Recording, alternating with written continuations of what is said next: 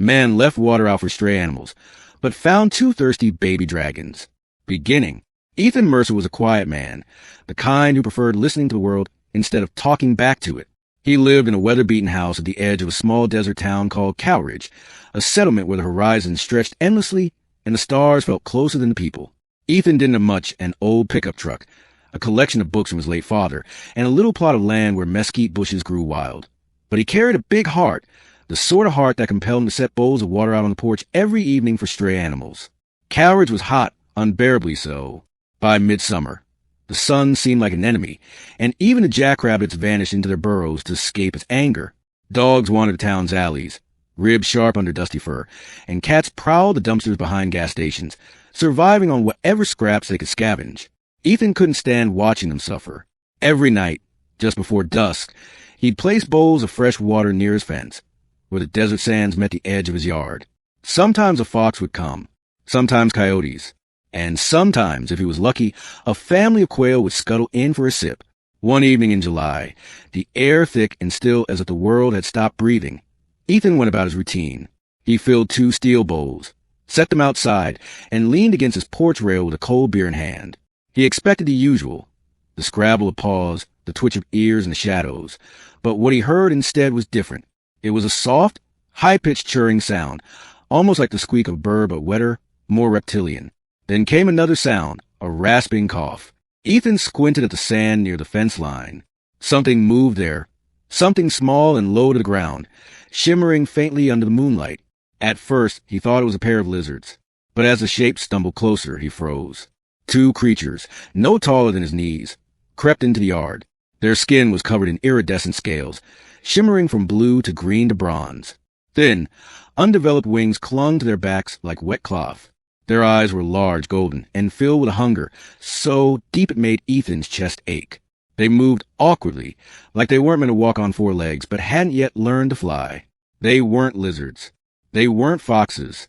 They were baby dragons. The 2 tiny beings collapsed by the bowls and plunged their snouts into the water, lapping desperately, splashing like half-drowned dogs. Ethan's jaw slackened, his beer forgotten, sweat chilling at the back of his neck. His first instinct was to run inside and lock the door, but he didn't move. He only watched, heart pounding, as the impossible drank from his porch. Middle, the baby dragons drained both bowls in seconds, then flopped onto ground, panting. One of them sneezed, and to Ethan's horror, a thin ribbon of smoke puffed from its nostrils, dissipating the night air. The other gave a chirp that sounded strangely like gratitude before nudging the empty bowl with its snout. Ethan whispered to himself, "What the hell are you two?" As if an answer, the smaller one lifted its head, golden eyes locking onto his. There was no malice there, only need. Hunger, thirst, fear. Something inside Ethan softened. They weren't monsters. They were lost children. Over the next hour, Ethan scrambled around his kitchen, pouring more water, cutting up strips of leftover chicken, even tearing into a bag of jerky. He didn't know what dragons ate, but both babies devoured everything with sharp little teeth and tiny gulps. Their bellies swelled, and soon after, they curled up beside each other near the porch steps, falling into a restless sleep. Their scales glimmered faintly with each breath, as though embers glowed beneath their skin. That night, Ethan barely slept. He sat in a chair by the window, watching them under the silver moon. He half expected them to vanish by morning, like a dream fading with the dawn. But when the sun rose, the dragons were still there, stretching their wings clumsily, chirping softly for more food. Days passed. Ethan kept feeding them, kept offering water, and kept wondering where they had come from. He searched the desert for signs of others, tracks, nests, anything, but found nothing. No bones, no larger dragons, no explanation.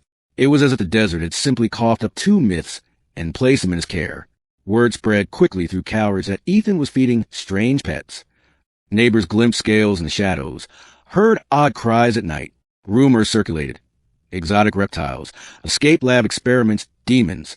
The town had always been wary of Ethan, the quiet man on the edge of nowhere, and now their curiosity sharpened into suspicion. One afternoon, Sheriff Daniels pulled up in his dusty cruiser. He leaned against the hood, arms crossed. "Ethan, folks say you got something out here. Something that ain't right." Ethan forced a laugh. "Couple of stray dogs, maybe. People exaggerate." But Daniels wasn't convinced. "You be careful. Strays are one thing. But if it's something else, Well, the government's always looking for oddities. Ethan's gut clenched. The last thing he wanted was federal agents sniffing around. He thanked Daniels, feigned ignorance, and hurried back inside. Through the window, he saw the two little dragons chasing each other in the yard, wings flapping awkwardly like oversized bats. Their innocence tore at him. They didn't know they were dangerous. They didn't know the world wouldn't accept them. That night, as Ethan refilled their bowls, he whispered, "You two picked the wrong guy's porch." But his voice was gentle. He couldn't turn them away. He couldn't abandon them. Escalation. Weeks went by. The dragons grew fast, too fast. Their wings strengthened, their bodies stretched, their scales hardening into armor-like plates. They began testing their fire, coughing sparks into sand. Ethan tried training them, whispering commands, rewarding restraint. Sometimes it worked. Sometimes it didn't. A scorch mark spread across one side of his barn. Ethan knew he was living on borrowed time. The dragons were no longer the size of house cats. They were now closer to mountain lions. Keeping them hidden was impossible. And worse, he sensed they were restless. They chirped at the horizon, stared at the sky, as if hearing a call only they could understand. Then came the night of the storm. Thunder rolled across the desert, and lightning split the sky open. The dragons went wild, shrieking and flaring their wings. Their cries were not of fear, but of recognition. The storm was a signal. Ethan realized it too late. From the clouds above, a shape emerged. Vast wings. A silhouette blotting out the stars. A roar so deep it rattled the earth. A full-grown dragon descended on the desert outside Cowridge. The baby dragons bolted toward the fence, shrieking in reply. Ethan ran after them, heart hammering. The adult dragon landed with a gust of hot wind, its scales black as obsidian, eyes burning like suns. It was magnificent. It was terrifying. The two babies pressed against Ethan's legs, chirping frantically. The adult's gaze fixed on him, and for a moment he was certain he would die. But instead of attacking, the great beast lowered its head, sniffing the little ones. A rumble rolled from its chest, a sound that was both warning and relief.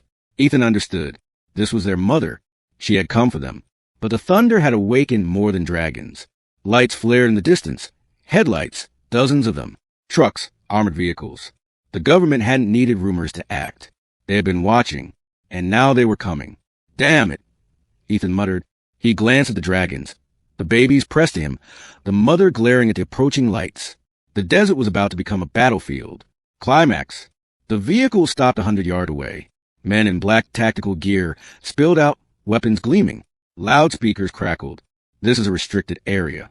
Step away from the creatures. The mother dragon roared, shaking the ground. Flames licked the edges of her jaws. The baby squealed, wings flapping in panic. Ethan stood frozen between two worlds, human law and mythical blood. He could betray them and maybe live, or he could stand with them and likely die. He chose, raising his arms. He stepped in front of the dragons. "You'll have to go through me first," he shouted. His voice was swallowed by the desert wind, but the message was clear. The soldiers advanced. The mother dragon unleashed fire, a torrent that turned sand to glass. Explosions erupted as vehicles ignited. The night became chaos, bullets streaking, flames roaring, men screaming. Through it all, Ethan shielded the babies, guiding them toward their mother. "Go," he shouted. "She's here for you." The little dragons hesitated, chirping at him, eyes wide with confusion. But instinct overpowered hesitation. They clambered onto their mother's back, claws gripping tight. She spread her massive wings, beating the air into a hurricane. "Go!" Ethan screamed again. The mother dragon met his gaze one last time. In her eyes, he thought he saw respect, or maybe gratitude. Then she took to the sky, her children clinging to her back, vanishing into the storm clouds above. The soldiers fell back, weapons still firing at the retreating shadows. Ethan dropped to his knees, coughing from the smoke, watching until the last flicker of firelight disappeared into the night. Ending. Cowridge burned that night. The government sealed the area, covered the incident with talk of experimental aircraft and accidental explosions. Ethan was questioned for days, threatened, pressured to confess what he had seen. But he said nothing. They couldn't prove anything. Eventually, they let him go. He returned to his quiet house, to the porch where it had all begun. The bowls of water still sat there, dusty and empty. He filled them again out of habit, out of hope. He knew the dragons would never come back. They belonged to the sky, not to him. But sometimes, on stormy nights, When lightning split the horizon, Ethan swore he could hear faint cries above the thunder. Chirps that had once filled his yard, now echoing across the heavens. And when he heard them, he smiled, because he knew he had done the right thing. He had given water to strays. And in return for a brief, impossible moment, he had been part of a legend